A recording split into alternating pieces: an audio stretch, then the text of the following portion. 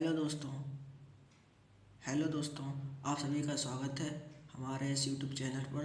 जैसा कि आप लोगों ने थंबनेल पर देख ही लिया होगा कि आज हम यहाँ पर कक्षा 12वीं बायो के पुष्पित पादपों में लैंगिक जनन के 30 सबसे मोस्ट इम्पोर्टेंट क्वेश्चन पढ़ेंगे जो हर बार परीक्षा में पूछे जाते हैं। तो चलिए बिना किसी देरी के हम एक एक करके शुरू करते हैं।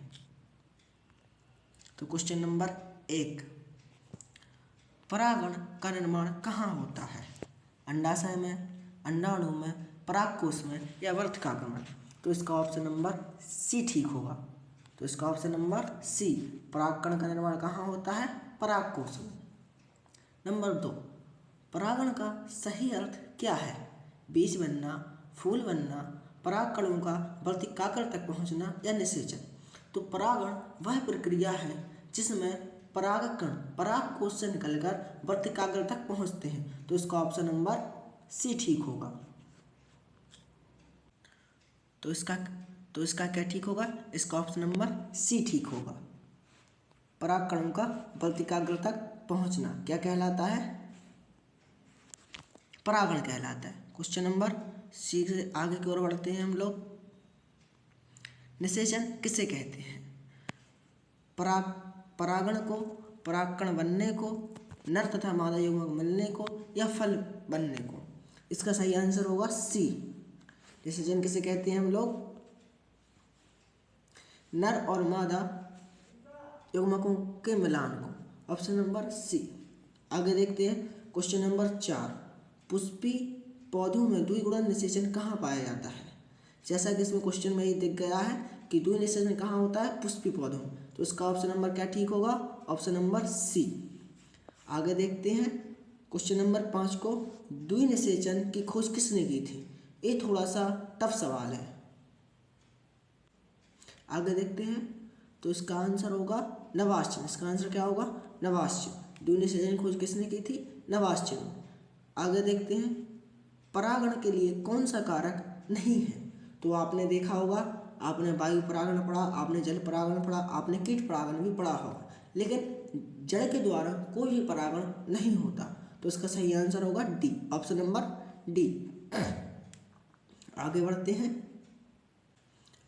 हैं द्विगुणन निषेचन पाया जाता है शैवाल में, कवक में, पुष्पी पादपों में या काई में? तो इसका ऑप्शन नंबर सी ठीक होगा। द्वि निषेचन कहाँ पाया जाता है? पुष्पी पादपों में। और द्वि निषेचन खोज किसने की थी? नवाश्चन ने। आगे बढ़ते हैं क्वेश्चन नंबर 8, फल किससे बनता है या फल किसका बना होता है? तो इसका ऑप्शन नंबर बी ठीक होगा। फल का निर्माण किससे होता है? अंडाशय से। और हाँ, अगर फल का निर्माण अंडाशय के अलावा अन्य किसी भाग से होता है तो उस फल को हम असत्य फल कहते हैं। आगे बढ़ते हैं क्वेश्चन नंबर 9 की ओर। वायु परागण वाले फूल होते हैं। जैसा कि आपको पता है, वायु परागण में परागकण परागकोश से दूसरी वर्तिकाग्र तक उड़ते उड़ते हुए जाते हैं, हवा में उड़ते हुए जाते हैं। तो इसका ऑप्शन नंबर क्या ठीक होगा? हल्के परागण वाले, क्योंकि हवा में उनको उड़ना होता है तो हवा में हल्की चीज जल्दी उड़ जाती है।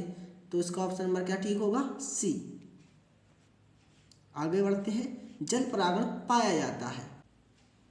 यह वेरी मोस्ट इम्पोर्टेंट क्वेश्चन माना जाता है यूपी बोर्ड के लिए। इसको हम आइए लिखेंगे मोस्ट इम्पोर्टेंट क्वेश्चन, क्योंकि यह हर बार आता है कि जल परागण पाया जाता है कमल में, बैलेसनेरिया में, गुलाब में या आम में। तो इसका ऑप्शन नंबर क्या ठीक होगा? बी, बैलेसनेरिया। और कभी कभी यहाँ पर ऑप्शन में हाइड्रिला भी लिख देते हैं, तो इसका दूसरा उदाहरण क्या होगा? हाइड्रिला। लेकिन एक बात हमेशा याद रखिए, जलकुंभी पानी में पाई जाती है लेकिन उसमें जल परागण नहीं पाया जाता। कहीं आप ऐसा ना सोचें कि जलकुंभी पानी में पाई जाती है तो उसमें जल परागण होगा, नहीं। अब हम क्वेश्चन नंबर 11 की ओर बढ़ते हैं। क्वेश्चन नंबर 11, वायु परागण जिन पुष्पों में पाया जाता है वह होते हैं।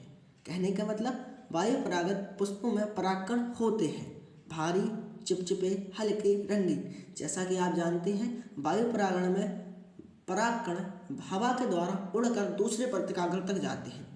तो परागकण कैसे होंगे? हल्के, क्योंकि हल्की चीज हवा में जल्दी उड़ जाती है। आगे क्वेश्चन नंबर 12 देखते हैं। कीट परागित पुष्पों में परागकण होते हैं। कीटों द्वारा जो परागण होता है उसमें परागकण मुख्यतः चिपक कर किसी भी कीट के पैरों पर या उसके शरीर पर चिपक कर दूसरे वर्तिकाग्र तक पहुंचते हैं, तो इसका क्या होगा? इसका ऑप्शन नंबर सी ठीक होगा, चिपचिपे। कैसे होंगे? चिपचिपे। अब हम चलते हैं क्वेश्चन नंबर 13 की तरफ। तो इसमें ऑप्शन है सूरजमुखी का परागण होता है। सूरजमुखी का परागण होता है, कैसा होता है? तो हम ऑप्शन पढ़ेंगे।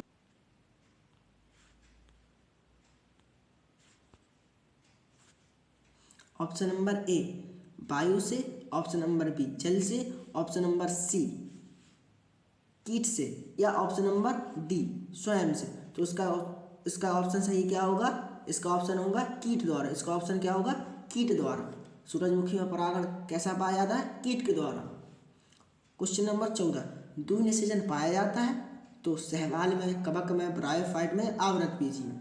तो इसका ऑप्शन नंबर डी ठीक होगा, आवृतबीजी में। अब हम बढ़ते हैं क्वेश्चन नंबर 15 की तरफ। क्वेश्चन नंबर 15 परागण के दो मुख्य प्रकार हैं, परपरागण, जल परागण, स्वपरागण या वायु परागण। ये क्वेश्चन लिखने में लगता है थोड़ी सी गलती हुई है, क्योंकि परागण के दो मुख्य प्रकार हैं। नंबर 1 परपरागण और नंबर 2 स्वपरागण। फिर ये जल परागण और वायु परागण परपरागण के ही प्रकार हैं। तो हम आशा करते हैं कि आप यह क्वेश्चन समझ चुके होंगे। परागण के दो प्रमुख प्रकार कौन कौन से हैं? परपरागण और स्वपरागण। अब हम चलते हैं क्वेश्चन नंबर 16 की तरफ।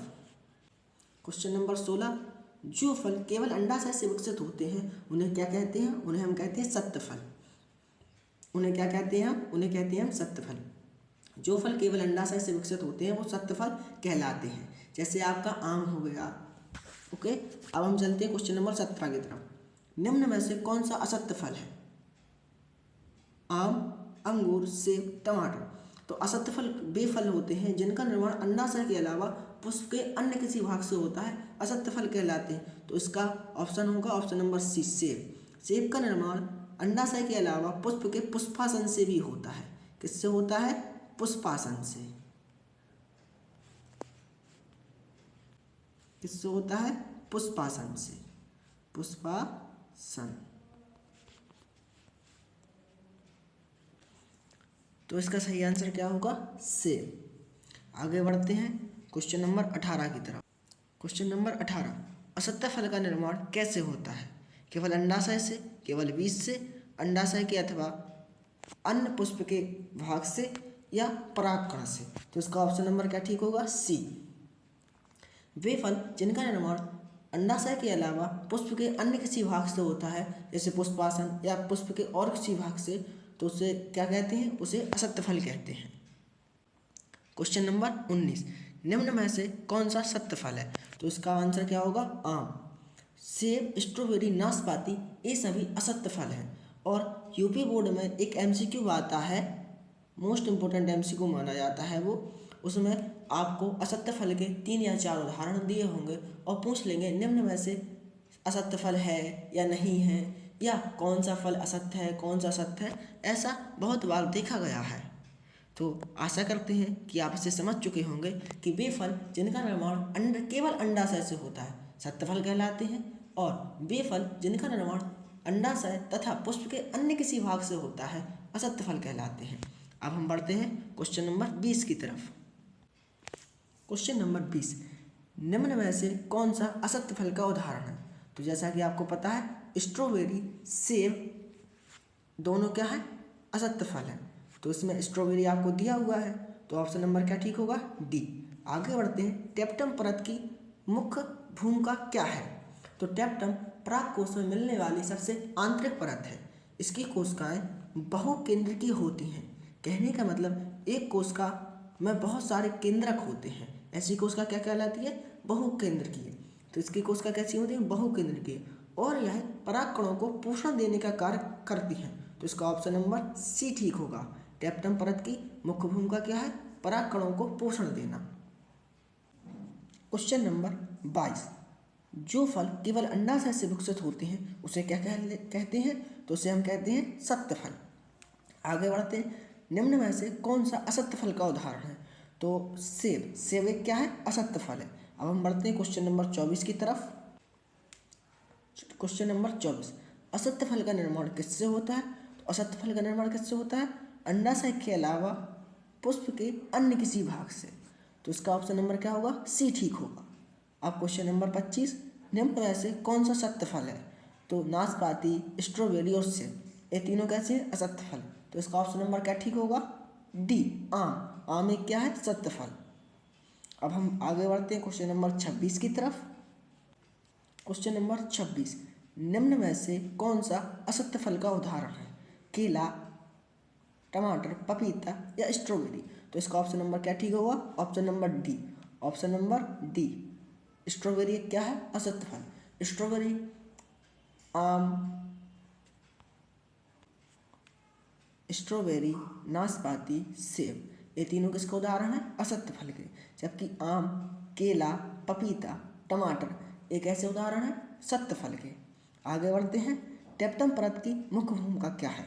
तो परागकणों को पोषण देना टेप्टम परत की क्या है? मुख्य भूमिका है। अब हम बढ़ते हैं क्वेश्चन नंबर 28 की ओर। क्वेश्चन नंबर 28, परागण की परिभाषा क्या है? तो परागकण का एक वर्तिकाग्र पर पहुंचना क्या कहलाता है? परागण कहलाता है। पराग का वर्तिकाग्र पर पहुंचना क्या कहलाता है? परागण कहलाता है। तो इसका ऑप्शन नंबर सी ठीक होगा। अब हम बढ़ते हैं क्वेश्चन नंबर 29 की तरफ। स्वपरागण का उदाहरण है मटर, मक्का, खजूर या पपीता। तो इसका ऑप्शन नंबर क्या ठीक होगा? ए, मटर। मटर में क्या होता है? स्वपरागण। अब हम बढ़ते हैं अपने अंतिम क्वेश्चन की ओर। दोस्तों, ये रहा हमारा सबसे अंतिम क्वेश्चन, क्वेश्चन नंबर 30। अब चलिए हम इसको करते हैं।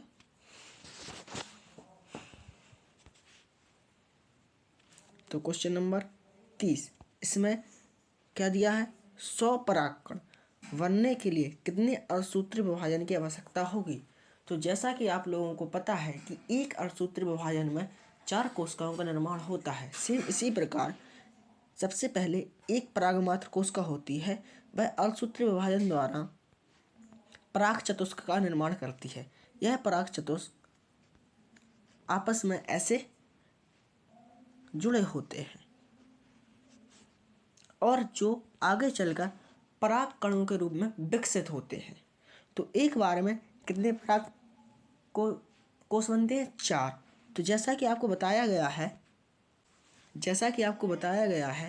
कि 100 परागकण बनने हैं, तो एक बार में कितने बन रहे हैं? 4। तो हम क्या करेंगे? 100/4, 100 को 4 से काटेंगे तो उत्तर कितना आएगा? 25। कितना आएगा? 25। तो इसका सही आंसर क्या होगा? Option number A, 25। तो मैं आशा करता हूँ कि आपने हमारे साथ यह क्वेश्चन बड़े ही आनंद तरीके से पढ़े होंगे। अभी तक साथ रहने के लिए थैंक यू। अब हम धीरे धीरे इसी प्रकार अन्य सभी जितने भी पाठ बचे हैं उनके एमसीक्यू करवाएंगे। आप लोगों का अभी तक जुड़े रहने के लिए दिल से धन्यवाद। आप लोगों को जैसे पता है कि फरवरी में आपके बोर्ड परीक्षा के पेपर होने वाले हैं, तो आप हमारे इस चैनल को सब्सक्राइब कर सकते हैं, जिस पर आपको फरवरी से पहले पहले आपके सभी मोस्ट इम्पोर्टेंट एमसीक्यू 2 नंबर के क्वेश्चन, 3 नंबर के क्वेश्चन और 5 नंबर के क्वेश्चन करवाए जाएंगे। धन्यवाद। आप हमारे इस वीडियो को लाइक, शेयर, कमेंट करें और घंटा बजाना ना भूलें, जिससे कि आपको हमारे किसी भी वीडियो का सबसे पहले नोटिफिकेशन मिल सके और आप उसका